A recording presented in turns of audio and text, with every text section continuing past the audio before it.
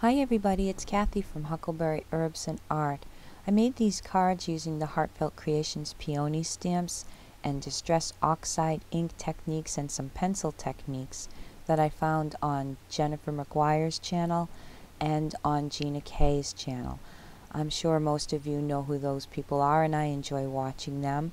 I really wanted to try Distress Oxide ink techniques first, and that's what I did with these colorful cards in the front.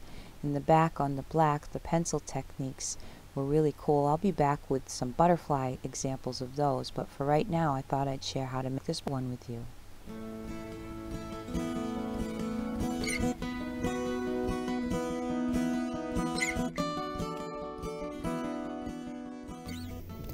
I used the Heartfelt Creations stamp Thinking of You from the Good Times Sentiments stamp set, and the label from the Simply Classic Dies, and the Sweet Peonies. I used the small set of stamps, and I'm going to focus on those two that are glued together.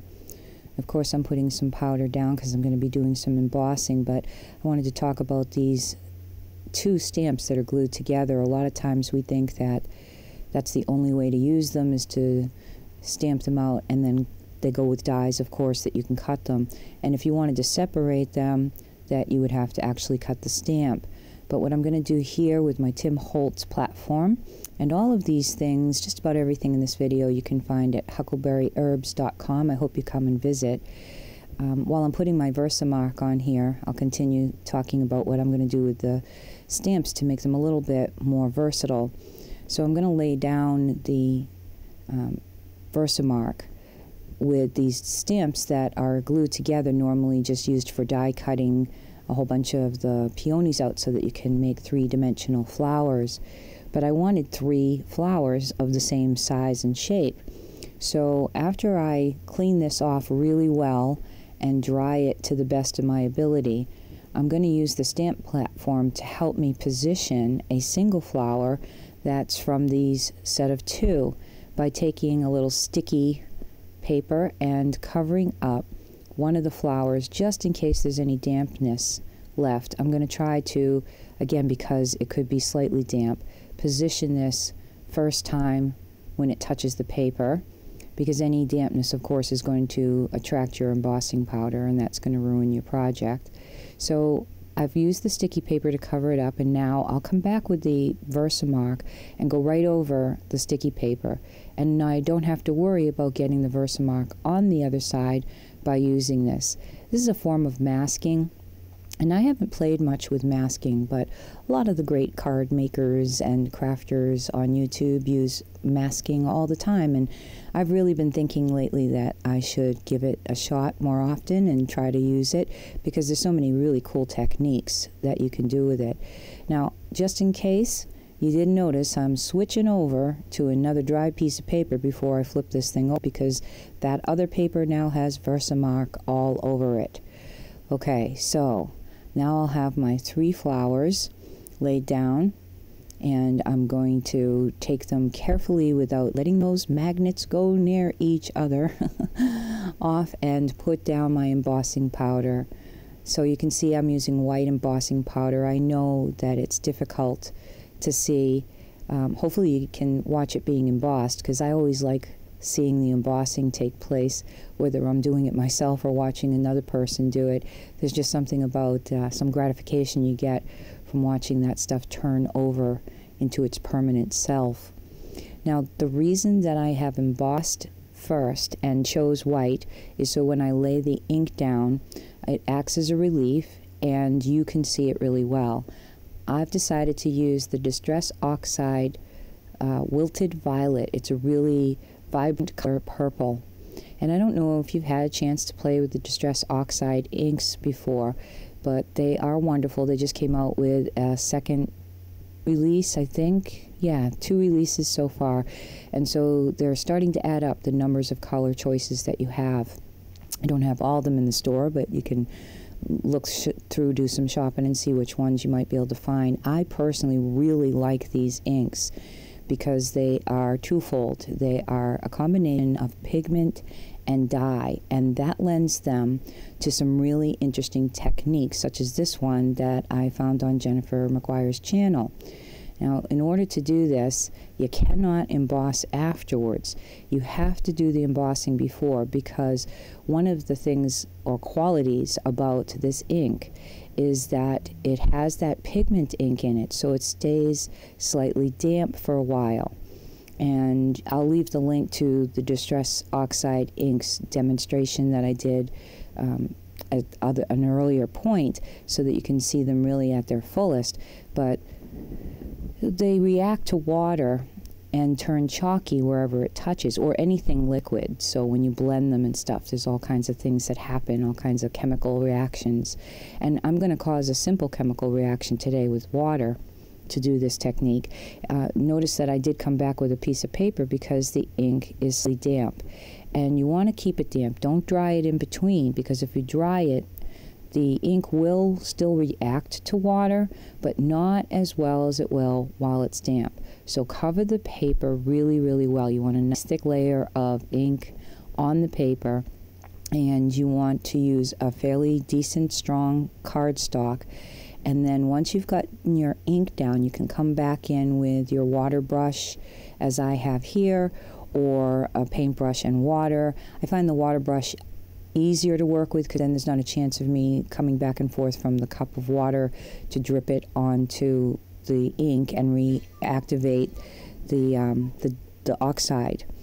So these are, or this particular one is an example of a set of 6 water brushes that Arteza recently sent me to review, and they did give those to me. That was very nice of them. I wasn't sure that I was going to be able to find reason to use 6 different sizes and shapes of water brushes, but to tell you the truth, I am using them quite a bit. They're very good water brushes, and they're versatile, and they have qualities using the different sizes for different techniques that really help make things easier for an artist. So I'll leave my affiliate link. It is an affiliate link, just so that you know, if you click on it, you'll pay the same price for them, but I'll receive a little commission, which also helps out my channel, because it's for those of you that don't make videos, don't know, it's very hard to, hold down a full-time job, and the time consumption of putting videos together and doing the crafts and coming up with everything and putting it in order. Okay, blah, blah, blah, I'm complaining. It's a lot of work. So it does help out when people use affiliate links or stop by the store and shop for something. In the meantime, this is being done just because it's fun. I enjoy, as I am a teacher, sharing knowledges with people, and I enjoy making videos and editing, even though it is a lot of work. And I really like finding new techniques and sharing them with you. So as you can see, what's happening is that slowly but surely the oxide ink is oxidizing, and it's causing it to have an exact match shade of the ink that we laid down, but with the oxide lightened version of it.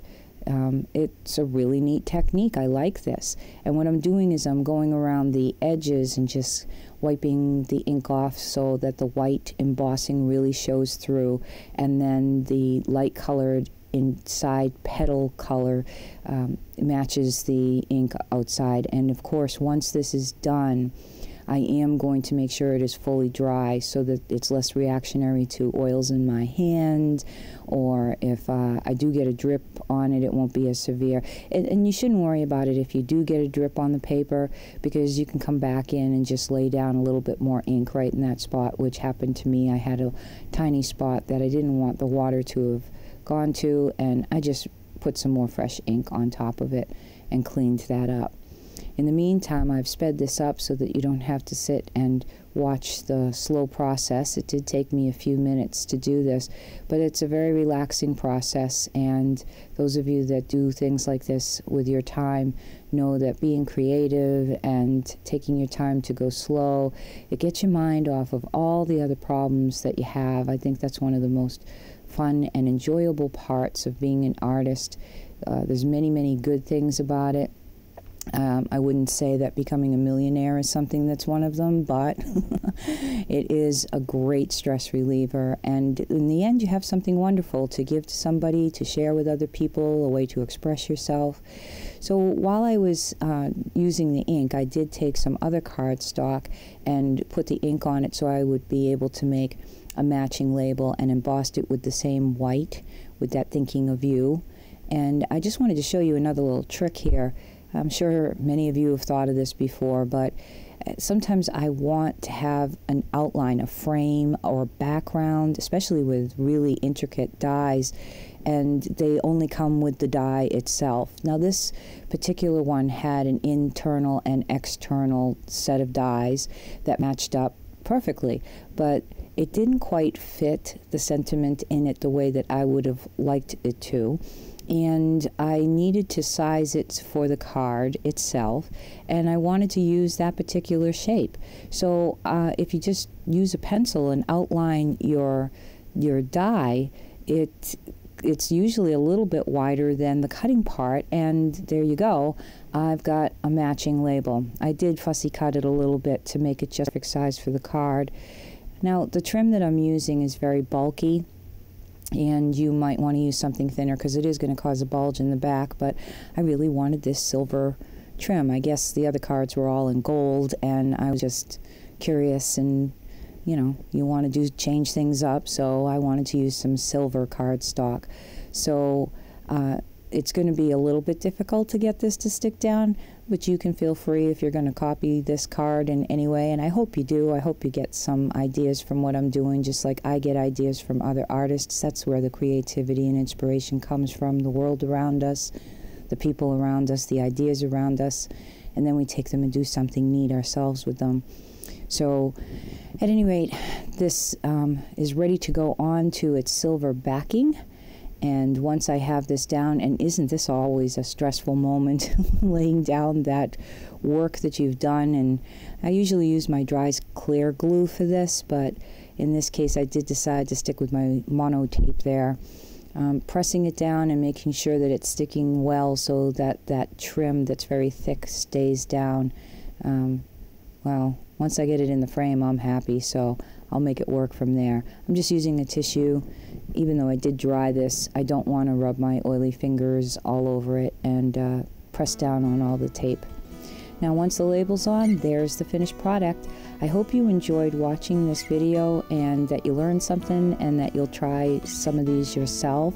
And I'm going to do those pencil techniques from Gina's channel with the butterflies. I can't wait to play with that beautiful butterfly collection. I've actually already been at it with some watercolors, and I hope to make some more videos while I'm on vacation.